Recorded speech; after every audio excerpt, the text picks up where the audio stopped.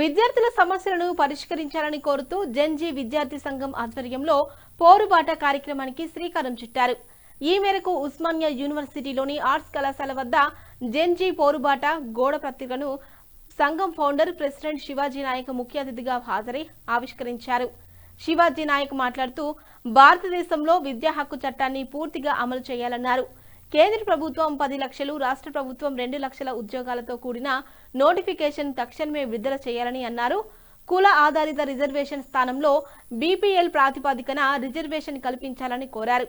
విద్యార్థుల సమస్యలను పరిష్కరించని పక్షంలో పెద్ద ఎత్తున ఉద్యమానికి శ్రీకారం చుడతామన్నారు.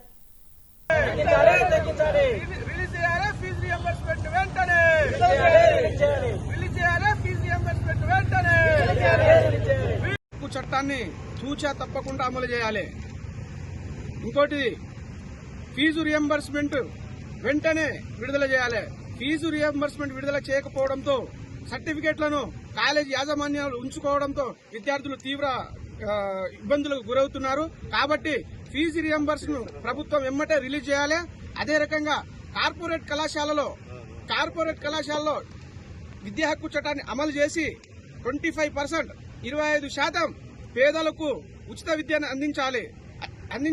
కాబట్టి విద్యా హక్కు చట్టాల అమలుతో పాటు కార్పొరేట్ కళాశాలలో ఫీజులను తక్షణమే తగ్గించాలి.